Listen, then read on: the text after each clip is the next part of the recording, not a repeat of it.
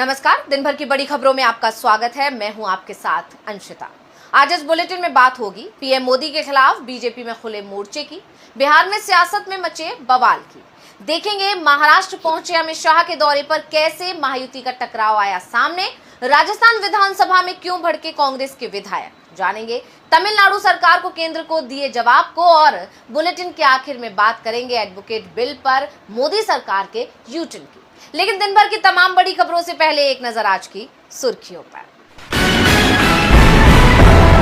दिल्ली विधानसभा में आतिशी होंगी नेता विपक्ष, आप विधायक दल की बैठक में फैसला, 24 फरवरी से शुरू हो रहा असेंबली का पहला सेशन। 8-9 अप्रैल को अहमदाबाद में कांग्रेस का अधिवेशन, बेलगाम सत्र के प्रस्तावों पर होगा मंथन, पार्टी के भविष्य की कार्रवाई की रूपरेखा करेंगे तैयार। तेलंगाना टनल हादसे में रेस्क्यू ऑपरेशन जारी, 8 मजदूर फंसे, एसडीआरएफ एनडीआरएफ की रेस्क्यू टीम को चुनौतियों का करना पड़ रहा सामना।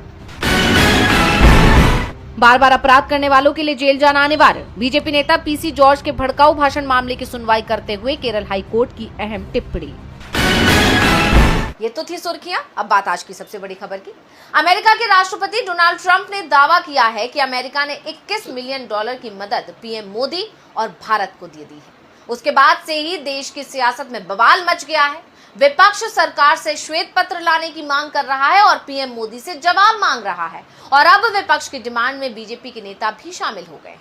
और बीजेपी नेता ने तो पीएम मोदी को सीधे सीधे चेतावनी ही दे दी है। तो क्या है खबर, देखिए रिपोर्ट। अमेरिका के राष्ट्रपति डोनाल्ड ट्रंप के ताजा खुलासे ने बवाल मचा दिया। अब विपक्ष सरकार से सवाल पूछ रहा है कि इस पैसे का इस्तेमाल किस लिए किया गया और पैसा कहाँ है। यानी ट्रंप ने साफ साफ कहा कि अमेरिका ने पीएम मोदी को $21 मिलियन दिए थे। ट्रंप के बयान पर नए सवाल खड़े हो रहे हैं। अब विपक्ष तो सवाल कर ही रहा है, लेकिन विपक्ष को बीजेपी के दिग्गजों का साथ मिल गया है।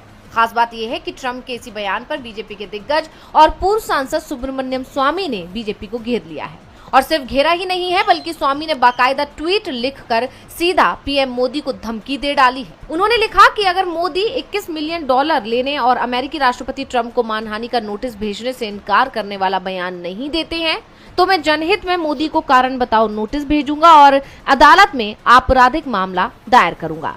अब बीजेपी सांसद के ट्वीट के बाद से बीजेपी और खासकर पीएम मोदी दबाव में आ गए हैं। अब सभी की निगाहें मोदी पर टिकी हुई हैं कि आखिर अब पीएम मोदी क्या करेंगे, क्योंकि बीजेपी नेता ने ये बता दिया है कि अगर पीएम इस पर भी ट्रंप को जवाब नहीं देते हैं तो उनके मौन को उनकी स्वीकृति मान लिया जाएगा। अब देखना होगा कि बीजेपी क्या करती है। पीएम मोदी के खिलाफ क्रिमिनल केस दायर करने की बात बीजेपी के नेता ही कह रहे हैं, तो बीजेपी को झटका उसके सहयोगी भी देने को तैयार दिख रही है। बीजेपी बिहार में सीएम पद पर नजर टिकाए हुए है, लेकिन वो नीतीश कुमार की गुगली में फंसती दिख रही है। तो कैसे नीतीश बीजेपी को दे रहे हैं झटका, देखिए रिपोर्ट। पटना में जेडीयू कार्यालय के बाहर पोस्टर लगा है। पोस्टर में लिखा है, बिहार करे पुकार, आइए निशांत कुमार। इस पोस्टर के बाद सियासी अटकलें तेज हो गई हैं कि मुख्यमंत्री नीतीश कुमार के बेटे निशांत की बिहार की राजनीति में एंट्री तय मानी जा रही है। दरअसल पिछले कई दिनों से सीएम नीतीश कुमार के बेटे निशांत कुमार के बिहार की राजनीति में आने की अटकलें लगाई जा रही हैं। निशांत के समर्थन में पोस्ट किए जा रहे हैं। जेडीयू के दर्जन भर से ज्यादा सांसद, पूर्व सांसद, विधायक, पूर्व विधायक और पदाधिकारी निशांत कुमार के पक्ष में बयान दे चुके हैं। अब जिस तरह से लगातार मीडिया के सामने आकर निशांत कुमार भी बयान दे रहे हैं, उससे लग रहा है कि उनकी सियासत में एंट्री तय हो गई है। राष्ट्रीय जनता दल के नेता तेजस्वी यादव ने निशांत को अपना छोटा भाई बताते हुए कहा कि बिहार के मुख्यमंत्री नीतीश कुमार के बेटे निशांत अगर राजनीति में आते हैं तो उन्हें खुशी होगी।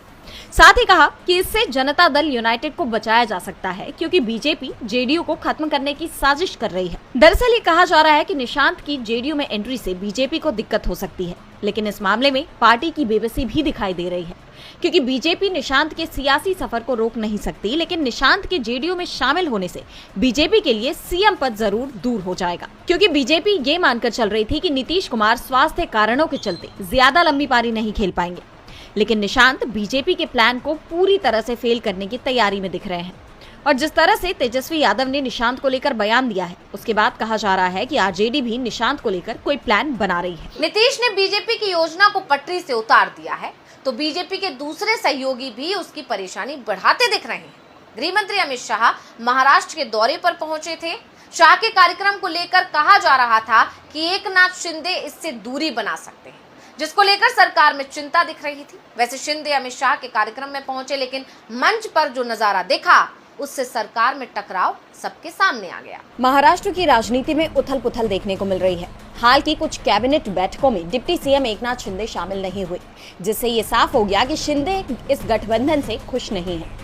केंद्रीय गृह मंत्री अमित शाह के महाराष्ट्र दौरे के दौरान मंच पर कुछ ऐसा दिखा जिससे लोग कयास लगा रहे हैं कि सच में महायुति में खटपट अब भी है। दरअसल अमित शाह गृह विभाग की विभागीय बैठक के लिए पुणे आए थे। इस दौरान कार्यक्रम में जब एकनाथ शिंदे बोल रहे थे, तब अजित पवार अमित शाह के बगल में शिंदे की कुर्सी पर बैठे नजर आए। शुरुआती कार्यक्रम में गृह मंत्री अमित शाह के एक तरफ मुख्यमंत्री देवेंद्र फडणवीस और दूसरी तरफ उप मुख्यमंत्री एकनाथ शिंदे बैठे थे। अजित पवार मुख्यमंत्री देवेंद्र फडणवीस के बगल में बैठे थे, लेकिन जैसे ही शिंदे बोलने के लिए खड़े हुए तो अजित पवार उनकी सीट पर जाकर बैठ गए और अमित शाह देखते रह गए, जिसके बाद से ये चर्चा होने लगी कि एकनाथ शिंदे और अजित पवार के बीच भी खटपट चल रही है। सीएम नहीं बनाए जाने के बाद से ही एकनाथ शिंदे नाराज है। शिंदे और सीएम फडणवीस के बीच तो पहले से ही खटपट देखने को मिल रही थी और अब शिंदे और अजित पवार के बीच भी तनातनी की खबरें आ रही हैं। महाराष्ट्र सरकार के अंदर टकराव की खबरें लगातार आ रही हैं। शाह के दौरे से इस पर ब्रेक लग पाएगा, ये भी सवाल उठ रहे हैं। तो सवाल राजस्थान में चल रहे विधानसभा सत्र पर भी उठ रहे हैं।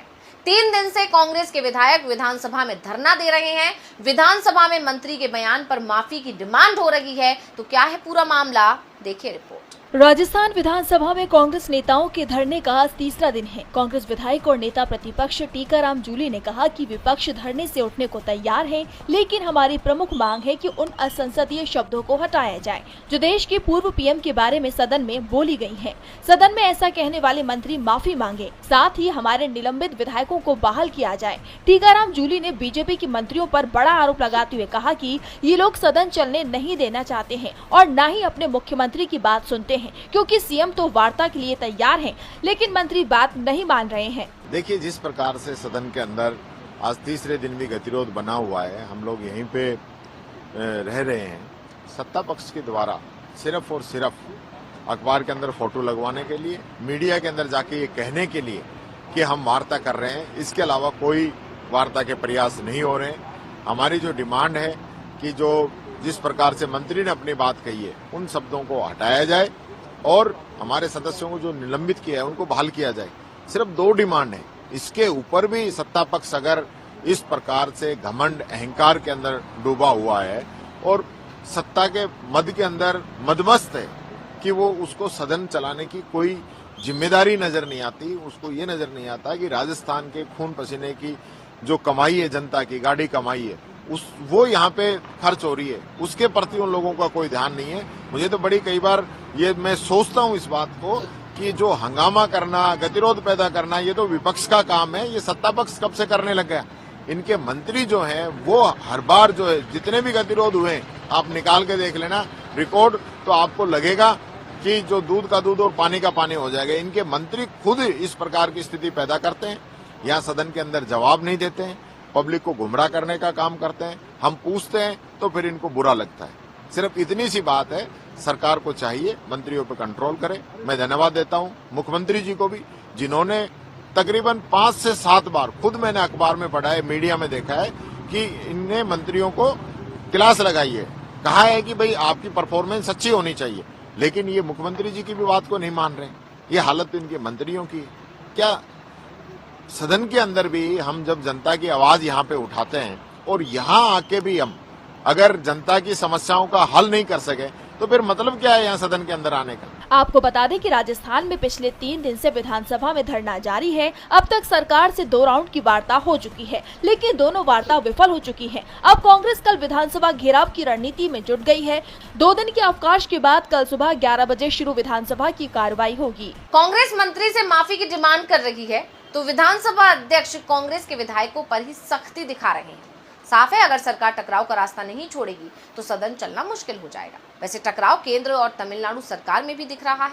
केंद्र सरकार ने नई शिक्षा नीति को लागू करने से तमिलनाडु सरकार ने इनकार कर दिया है और अब तमिलनाडु के सीएम एम के स्टालिन ने इसे लेकर केंद्र को खरी खरी सुना दी है। तो क्या कहा है स्टालिन ने, देखिए रिपोर्ट। केंद्र की तरफ से तैयार की गई राष्ट्रीय शिक्षा नीति NEP को तमिलनाडु की सरकार लागू नहीं करेगी। तमिलनाडु के मुख्यमंत्री M.K. स्टालिन ने यहां तक कह दिया कि केंद्र सरकार इसके बदले 10,000 करोड़ रुपए की पेशकश भी करती है तो भी उन्हें NEP मंजूर नहीं है। स्टालिन ने कहा कि उनका ये विरोध केवल हिंदी थोपने की कोशिश को लेकर नहीं है, बल्कि इस नीति में कई ऐसे प्रावधान हैं जो छात्रों और सामाजिक न्याय प्रणाली पर गलत असर डाल सकते हैं। स्टालिन ने कहा कि NEP छात्रों को स्कूल से दूर कर देगी और कमजोर वर्गों को मिलने वाली वित्तीय मदद पर भी इसका असर दिखाई देगा। उन्होंने NEP के तहत 3वीं, 5वीं और 8वीं कक्षा के प्रस्तावित सार्वजनिक परीक्षाओं और कॉलेज प्रवेश के लिए एक समान प्रवेश परीक्षा को लेकर भी चिंता जताई। इस बीच स्टालिन ने एक बार फिर कहा कि केंद्र सरकार समग्र शिक्षा अभियान के तहत तमिलनाडु को मिलने वाले 2,000 करोड़ रुपए जारी नहीं कर रही है। इसके लिए PM मोदी को पहले ही पत्र लिखा जा चुका है। NEP के तहत 3 भाषा नीति की अनिवार्यता पर विवाद बढ़ गया है। केंद्र सरकार का कहना है कि इस नीति का उद्देश्य भारतीय भाषाओं को सशक्त बनाना है, लेकिन तमिलनाडु ने 2 भाषा नीति को अपनाया हुआ है। तमिलनाडु सरकार का कहना है कि 3 भाषा की नीति राज्य पर हिंदी थोपने की कोशिश है। वैसे केंद्र सरकार की तरफ से सफाई दी जा रही है कि नई शिक्षा नीति किसी भी राज्य पर हिंदी थोपने की कोशिश नहीं है, लेकिन जिस तरह से दक्षिण के राज्यों में नई शिक्षा नीति का विरोध हो रहा है, उससे मोदी सरकार सवालों के घेरे में दिखाई दे रही है। तमिलनाडु सरकार ने राज्यों पर हिंदी थोपने का आरोप लगाया है, साफ कर दिया है कि वो केंद्र के आदेश को नहीं मानेंगे। वैसे भाषा को लेकर विवाद कर्नाटक और महाराष्ट्र के बीच भी दिखाई दे रहा है। दोनों ही राज्यों ने अपनी बसों को दूसरे राज्य में जाने से रोक दिया है। तो आखिर क्या है पूरा मामला, देखिए रिपोर्ट। कर्नाटक और महाराष्ट्र के बीच बस सेवाएं रोक दी गई हैं। ये फैसला Maharashtra state road transportation corporation MSRTC और Karnataka road transportation corporation KRTC ने मिलकर लिया है। पूरा विवाद दोनों राज्यों के बस ड्राइवर और कंडक्टर की पिटाई से जुड़ा है। सबसे पहले कर्नाटक के बेलगावी, जहां मराठी बोलने वालों की संख्या ज्यादा है, वहां मराठी में बात नहीं करने के चलते बस कंडक्टर महादेव हुक्केरी को पीटा गया। अगले ही दिन कर्नाटक के चित्रदुर्ग जिले के गोइलाल में महाराष्ट्र राज्य सड़क परिवहन निगम यानी MSRTC के बस ड्राइवर भास्कर जाधव पर हमला किया गया। इसके जवाब में शिवसेना UBT के कार्यकर्ताओं ने कोल्हापुर में एक कर्नाटक बस पर काला रंग डाल दिया और उस पर अपनी पार्टी का झंडा लगा दिया। विवाद को शांत करने के लिए दोनों ही राज्यों के परिवहन अधिकारियों के बीच बातचीत चल रही है। कर्नाटक परिवहन विभाग के अधिकारी ने कहा कि हमने महाराष्ट्र जाने वाली बसों की संख्या सीमित कर दी है और स्थिति को सामान्य करने के लिए सभी सुरक्षा उपाय किए जा रहे हैं। दरअसल दोनों राज्यों के बीच उत्तरी कन्नड़ के बेलगावी, खानापुर, निप्पानी, नंदगाड और कारवार को लेकर विवाद चल रहा है। 1956 में भाषाई आधार पर राज्यों के पुनर्गठन के दौरान महाराष्ट्र के कुछ नेताओं ने मराठी भाषी बेलगावी सिटी, खानापुर, निप्पानी, नांदगाड और कारवार को महाराष्ट्र का हिस्सा बनाने की मांग की थी। इसे लेकर कर्नाटक में विवाद शुरू हो गया था। 2004 में महाराष्ट्र सरकार ने सुप्रीम कोर्ट में कर्नाटक से 814 गांव दिलाने की मांग की थी। ये मामला अभी भी सुप्रीम कोर्ट में लंबित है, क्योंकि कर्नाटक मामले की सुनवाई में गैर हाजिर रहकर जिरह से बचता रहा है। और बुलेटिन के आखिर में बात वकीलों के आगे झुकी मोदी सरकार की। अधिवक्ता अधिनियम 1961 में संशोधन करने का ऐलान किया। इसके लिए एडवोकेट अमेंडमेंट बिल 2025 को लाने की तैयारी की गई, लेकिन देश भर में वकीलों के विरोध के बाद अब केंद्र की मोदी सरकार ने अपने कदम पीछे खींच लिए।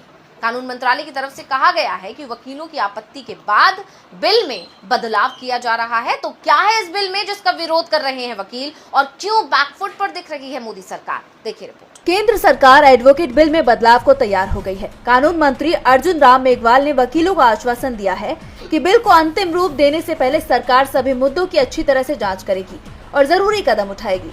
दरअसल इस विवादास्पद विधेयक को 13 फरवरी को विधि मामलों के विभाग की वेबसाइट पर सार्वजनिक परामर्श के लिए जारी किया गया था। जैसे ही ये बिल सामने आया, वकीलों में इसे लेकर गुस्सा दिखाई दिया।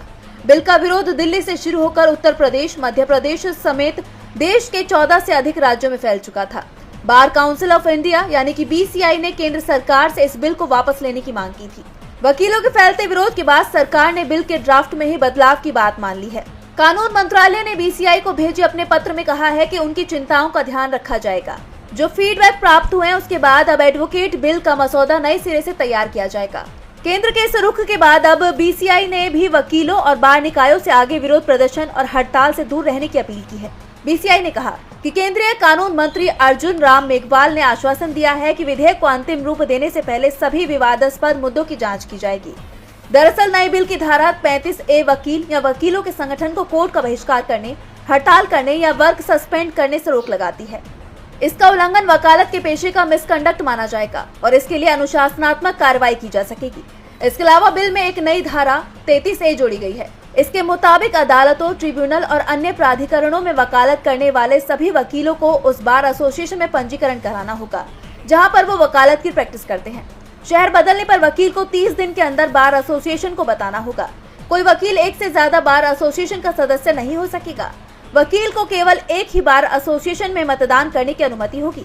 इससे वकील उनकी आजादी और वोट के अधिकार में केंद्र का दखल मान रहे हैं। तो आज इस बुलेटिन में इतना ही। आप देखते रहिए डीवी लाइव और मुझे दीजिए इजाजत। नमस्कार।